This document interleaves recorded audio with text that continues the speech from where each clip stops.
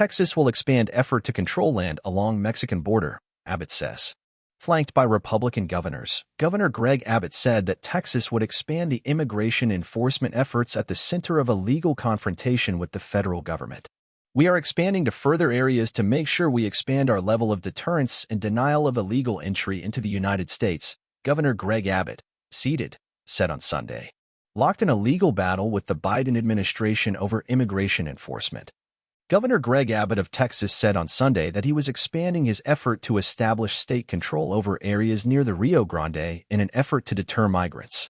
Mr. Abbott, flanked by 13 other Republican governors, said that Texas would not limit its high-intensity efforts to the small municipal park along the river in Eagle Pass where the state has taken over and limited access for federal agents. A top Texas official said state law enforcement officers were also looking to move in on riverside ranch land north of the city that migrants have continued to use for crossing. Texas has deployed National Guard troops and state police officers up and down the Texas border since 2021 and began stringing concertina wire along the banks of the river the next year. What changed last month in the park, known as Shelby Park, is that Texas began preventing federal agents from routine access to the riverbank or from using the park to detain and process large numbers of migrants. As we speak right now, the Texas National Guard, they're undertaking operations to expand this effort, Mr. Abbott said during a news conference at the park. We're not going to contain ourselves to this park. We are expanding to further areas to make sure we expand our level of deterrence and denial of illegal entry into the United States. Mr. Abbott described the arrival of migrants as an invasion that permitted Texas, under the U.S. Constitution, to take on the job of enforcing immigration laws, an area that the Supreme Court has in the past left to the federal government. Whether he has the power to do so is being contested in court by the Biden administration.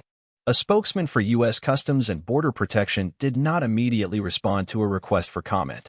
The agency has previously said that it, not the state, is responsible for detaining and processing those who have crossed the border illegally. The Republican governors met at the border as the Senate was preparing to release details of its plan to address the high number of illegal border crossings, which topped 300,000 in December alone.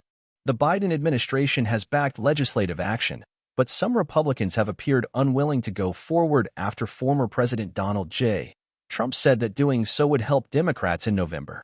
Several Texas Democrats, in a telephone news conference on Sunday, said that Mr. Abbott's event was about politics rather than a desire to fix the immigration system. Democrats on this call want to make migration more legal, orderly, and humane, said U.S. Representative Greg Casar of Austin. It is these very Republicans that want to keep it as dangerous and as illegal as possible.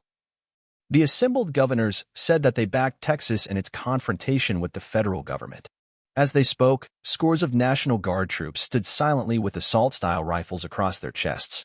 This is a fight that all of us have to engage in, said Governor Sarah Huckabee Sanders of Arkansas. Montana stands with Texas in this fight, Governor Greg Gianforte of Montana said. The nation's Republican governors have appeared eager to align themselves with Texas in its continuing legal challenge, critical of what they say is the Biden administration's failure to control the border. Even in states as far away as South Dakota, immigration has been a top concern among Republicans as well as some Democrats in cities that have been forced to find shelter for thousands of new arrivals. This is not a campaign tactic, Governor Brian Kemp, Republican of Georgia, said at the news conference on Sunday. For many of the governors, it was not the first time they had stood together with Mr. Abbott at the border.